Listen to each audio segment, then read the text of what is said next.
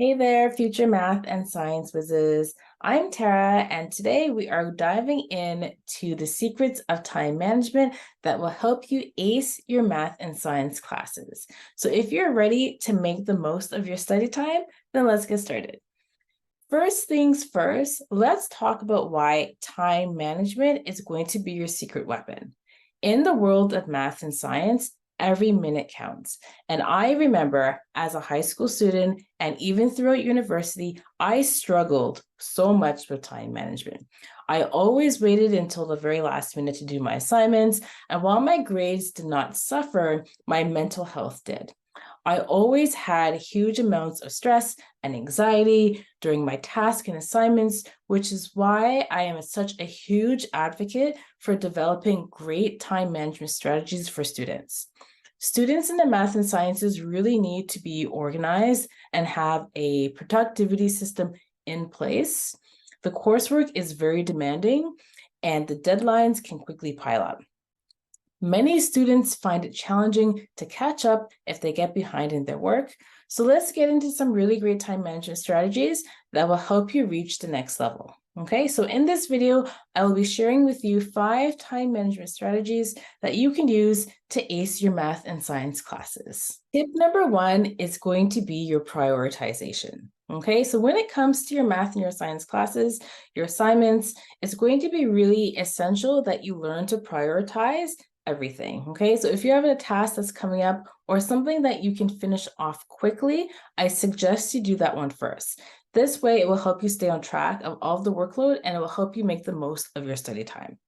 Tip 2 is dealing with effective study techniques. Okay, now we want you to study smarter, not harder. And one of my favorite study techniques is all about spaced practice. Now, spaced practice really encourages students to study over a longer period of time instead of cramming the night before. I get it. We've all been there the night before a test and we're cramming a whole month's worth of material into one night. I can only imagine as a student now how stressed out that can be. Now, while our brains almost forget something, it's like they have to work harder then to recall that information. So spacing out your studying allows your mind to make connections between ideas and build upon the knowledge that can be easily recalled later. Okay, now to try this technique, what you're going to do is you are going to follow a similar schedule that I'm going to outline below. Okay, so day 1, you're going to learn the material in class. Maybe perhaps this is a Monday.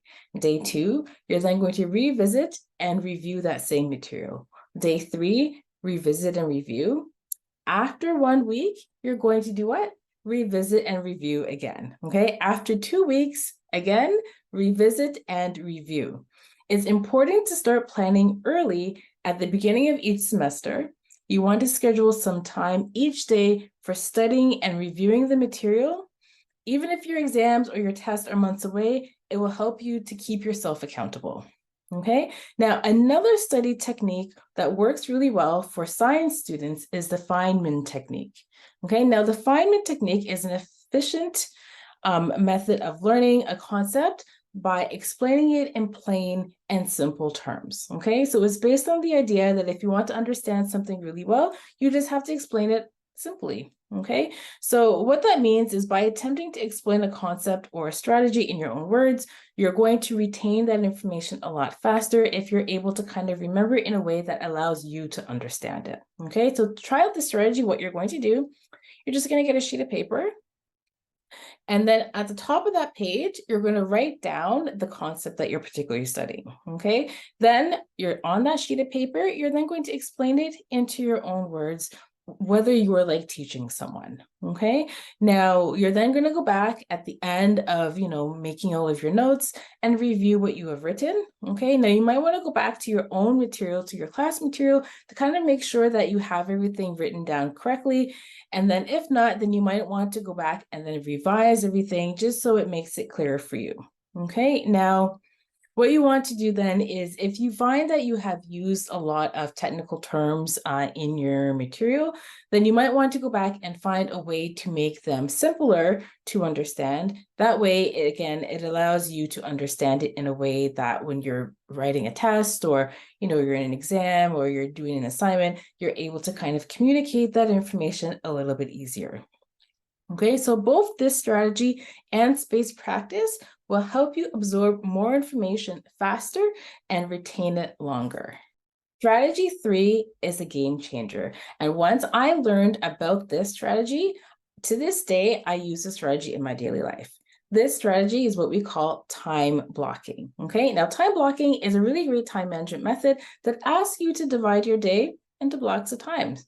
Okay, so what you're then going to do is you're going to get maybe perhaps like an agenda, or you're going to get a sheet of paper where you kind of like list out the time from when you wake up to the day that you go to bed, and then you just block out things in a way that maybe perhaps you might want to color code things for different tasks, for different activities. And again, instead of creating like an open list of to-do items which is something that a lot of us do right now. If we have a lot of things to do, we just write them down, just generally on a list. If we time space them, then it allows us to focus a certain amount of time during the day to get these tasks done. Okay, so this task, or this technique, sorry, will help you stay organized and ensure that you are dedicating your focused time to your studies.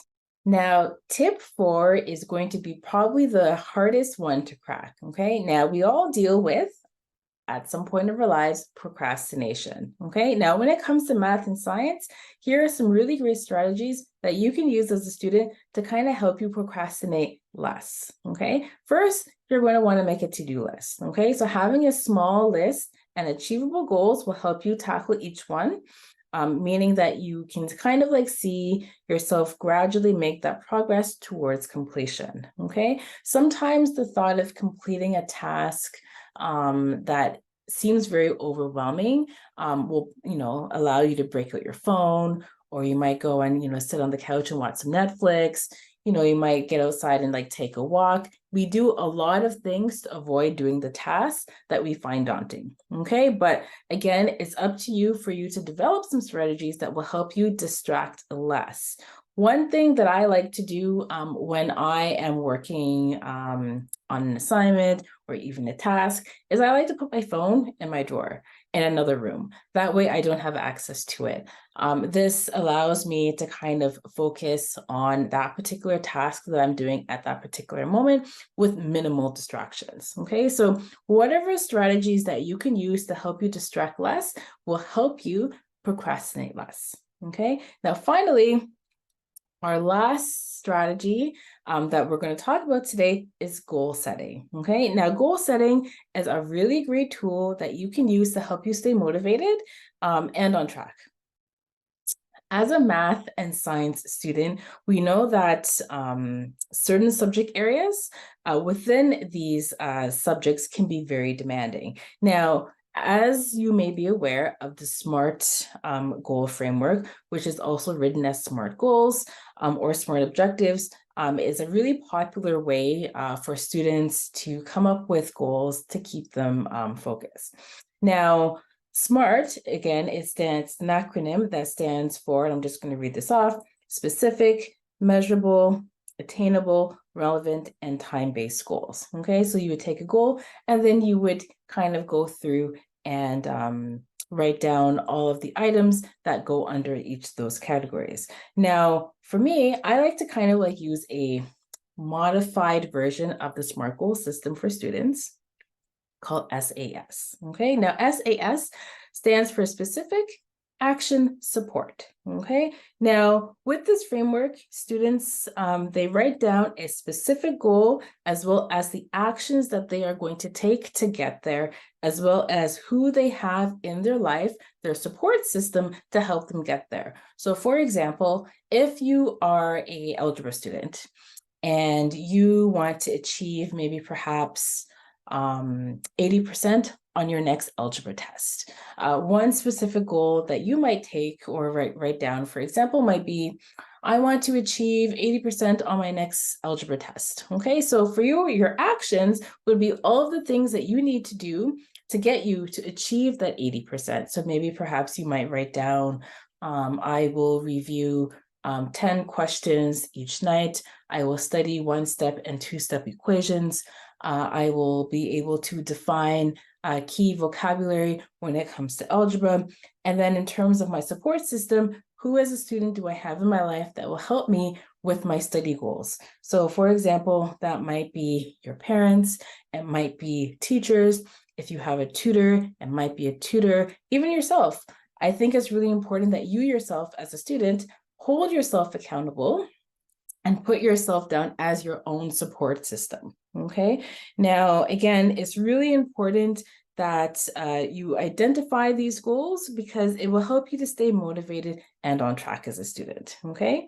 So that's it for today. Those were 5 time management strategies that will supercharge your math and your science performance. Okay. Now remember, the success that you have is within reach when you manage your time effectively. Okay. Now, if you found this video helpful, please don't forget to give it a like, a subscribe to the Progressive Center, where we will share more tips like these, as well as share it with your friends, your colleagues, your parents, and whatnot. Let's conquer all of those math equations, those science problems together. And by the way, if you would like to learn more about how we can help you achieve your math goals this year in our Conquering Math and Science program for high school students, please reach out to us because it may be a great program for you to help you get on track. Thanks so much for tuning in, and we'll see you in the next video.